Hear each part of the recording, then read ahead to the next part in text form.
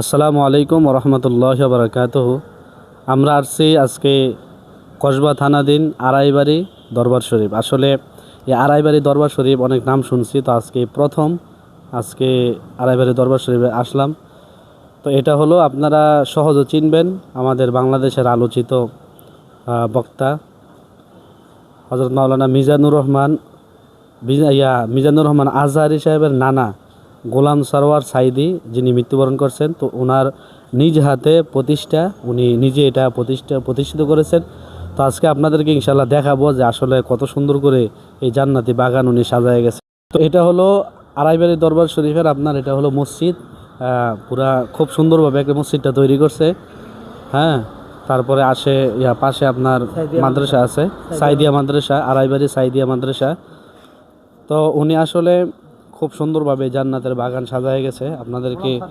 হ্যাঁ, গোলাম সাদেক সাইদি সাহেব, উনি মৃত্যুবরণ করছে। আসলে ওনার ওয়াজের মধ্যে একটা তাসির ছিল, তো আল্লাহ তাআলা ওনাকে নিয়ে গেছেন।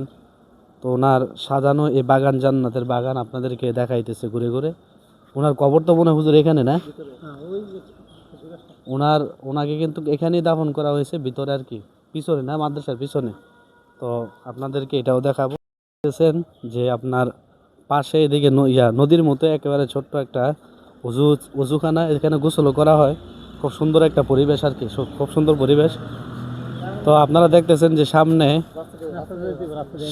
এদিক দিয়ে যাওয়া জানে না কবরস্থানে আপনার।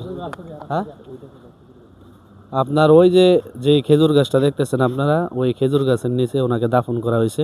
এটা মনে হয় কবরস্থান পুরাটা নাকি? এটা পুরাটাই কবরস্থান। তো ওই খেজুর গাছের নিচে আপনার দাফন করা হয়েছে। তো এই দিক দিয়ে আসলে যাওয়ার রাস্তা নাই, যদি যাওয়ার রাস্তা থাকতো তাহলে দেখাইতাম। তারপরে গোলাম সাদেক সাইদি সাহেব, যিনি, ওনার কবরটা হয়েছে আপনার এই যে ভিতরে। গোলাম সারোয়ার সাহেব, সাইদি সাহেবের বাবা হলেন গোলাম সাইদি না?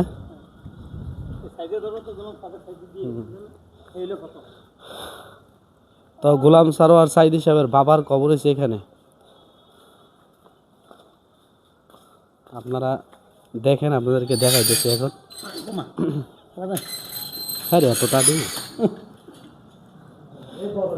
এই যে আপনারা দেখতেছেন, আমরা দরবারের মধ্যে ঢুকলাম। মাশাআল্লাহ, খুব সুন্দর পরিবেশ আসলে। ওদিক দিয়ে সিঁড়ি। মাশাআল্লাহ, এখানে আপনার শুয়ে আছেন গোলাম সাদেক সাইদি, যিনি গোলাম সরোয়ার সাইদি সাহেবের বাবা। উনি এখানে আছেন, আর গোলাম সরোয়ার সাইদি সাহেবকে ওইখানে দাফন করছে।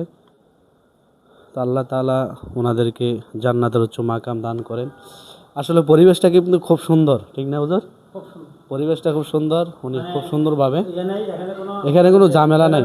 হ্যাঁ, আর একটা 2500 দরবার শরীফ, কিন্তু মানে ভালো একটা দরবার শরীফ। এখানে কোনো বেদাতি কাজ চলে না, মহিলা টহিলা এখানে আসে না, বা আসা নিষেধ। মাজার সেজদা দেওয়া এগুলো নাই। আপনারা অন্যখানে দেখবেন যে মাজার অনেক অন্যভাবে আপনার সাজানো, বা মহিলা টহিলা থাকে, কিন্তু এখানে কিন্তু এরকম নাই। খুব সুন্দর পরিবেশ, খুব সুন্দর, ভালো।